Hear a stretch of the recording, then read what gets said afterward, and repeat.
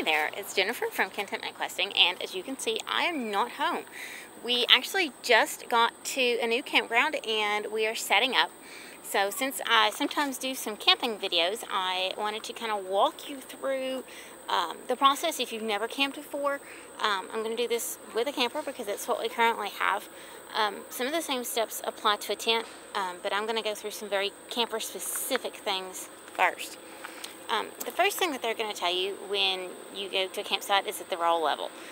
They say they're all level. What we have found is that you actually do have to check and see if your camper is level. If your camper is not level, then all the food you cook is going to slide downhill and your floor is just going to kind of be wonky. So as you can see, I'm going to squat down here.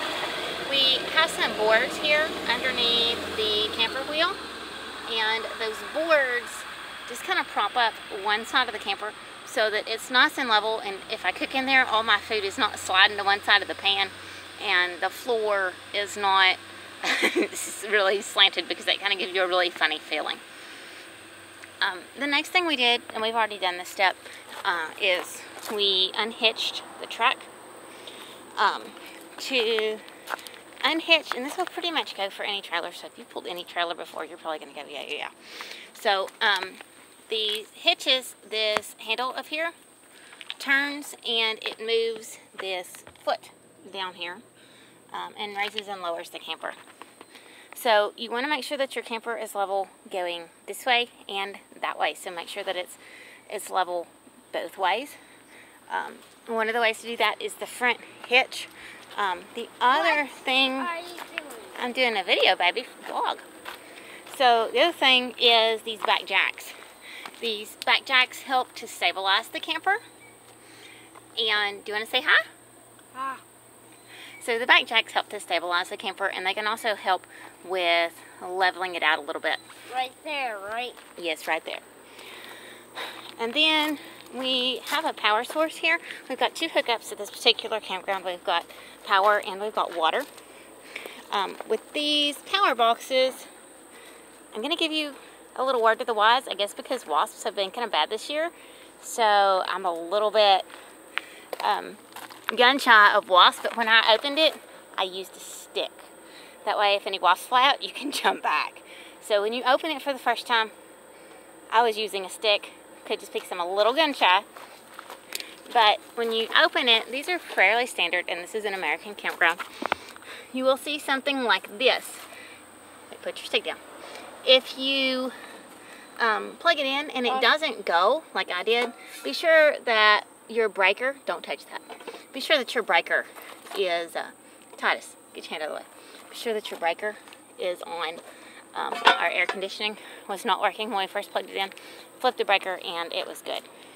Other connection that we have is water. If you are hooked up to city water, you need one of these fancy things here. This is a water regulator. It regulates the pressure, so you don't have too much water pressure going into your camper. And this is kind of odd because the hookup is actually on the other side of the camper. And sometimes your terrain cooperates and sometimes it does not. But the other end is just like a water hose that you would hook up. So after we got all that done, the next thing that we did was we did this awning. It was ahead of me. It was a little bit difficult to, I'm fixing to jump up here, okay. Because we have this big drop off. So sometimes your terrain cooperates and sometimes it doesn't. But if you look at the awning, you'll see that it's a little bit slanted. That's intentional so that water can drip off your awning. So after you get that going, you got your power on, make sure that your fridge is on in the camper. And we like to turn on the air conditioner because we usually camp in the summer in the south and it's hot. So it feels good to have a cool place to go. Now, the rest of the stuff is just purely whatever you like in your camp. I usually take a broom, and brooms are best manned by very handsome young men. Yes, it's like trying to sweep a dirt road. Sometimes it is, but it really helps to get all the grit off the pad, and it also keeps them busy. the other thing that I like having a camper, we got this, and it's just like a little cheap mat. I think I picked it up from Dollar General. There's also one in Amazon. But having something in front of the door helps catch a whole bunch of the dirt that would otherwise be in your camper. Why that makes The other thing that we are doing, and this is my handsome husband's particular preference, is right now he's working on setting up tarps. This just kind of gives us an area of shade that, you know, where we, and it also gives us another place to sit in the dry if it should rain, which I don't know. I think we need to start calling the camper the rainmaker. Over here on the table, most all campsites come with a picnic table of some sort. I've got this canopy here that we picked up. This will be our second time to use it. I got this from Walmart. Again, there's a comparable thing from Amazon. But it just gives us a shade over the picnic table. It gives us a place to sit out and eat in the dry. And it also keeps your table cleaner. I have a tablecloth over here in this tote. And y'all, if you're not already doing this when you're camping, totes are a great way to keep all of your stuff organized. So here's my camping tote, and in it I have a tablecloth. I have some little lanterns that the kids love at night. I've also got some lights. You're probably going to want a light of some kind because your campsites are going to get pretty dark at night, but you still may need to go out of the camper for some reason. It just helps make your campsite more visible, and it just really helps it look prettier and more homey. Another thing that I have in here is bug spray. It depends on the area that you camp. Sometimes the mosquitoes are really bad. Then the last camping trip we did, the mosquitoes were terrible. So we have a bunch of bug equipment, and as you can see, I'm now the proud owner of a bug zapper, which did help kill quite a few of the insects. It's quite convenient. Something else I have in here, I've got power strips and extension cords. I've got bungees. I've got twine.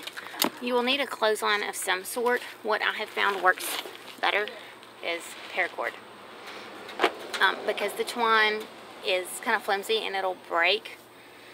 But the paracord won't. The paracord's pretty strong. I also have some citronella candles in here. Spare rolls of toilet paper because you don't want to be without that, right? So really the rest of it is just customizing the campsite however you want. Another thing that is absolutely essential is just some of these standard camping chairs. Ours are kind of old, but they're actually really comfortable. And we've got as many chairs as we have family members. You can keep your drinks and stuff in the fridge in the camper, but what we have found works really well is just a separate ice chest that we keep our drinks in. I like having Gatorades because if there's Gatorades, I tend to drink a Gatorade before I will a Coke. And we also, in the van, we have a big igloo. That's like one of those big tall orange ones, and I will set it up on the end of the table, and that encourages us to drink more water, because that is always a good thing when you're in the heat and outside. You want to be sure that you are drinking plenty of water. Most campsites will also have a fire pit. These are pretty standard. Make sure with your fire pit that you use local wood so that you're not bringing in insects, especially if you're traveling a pretty far distance. Also, make sure you're not under a burn ban, because you cannot operate a fire pit when you're under a burn ban. Some campgrounds also have these nice grills. This one's really nice. It's all cleaned up. Remember to leave the campground in as good a condition as you found it, your campsite. Other thing is, most of them will have a pole like that is behind me of some sort. That's for your trash bag. A word of warning though, I know this is a metal pole. It's also really close to a tree. Even if it's not close to a tree, the squirrels and the raccoons in campgrounds are master climbers. They will get into your trash if you leave it out overnight. You will have massive holes ripped into your trash bags. And it's also a really nice place to put your bug zapper. And your proud little, and your little handsome man worker needs a break in the camper. So there you have it. This is pretty much what we do whenever we set up camp. I'm Jennifer from Contentment Questing and family. So thank you for watching and have a great trip. Happy questing.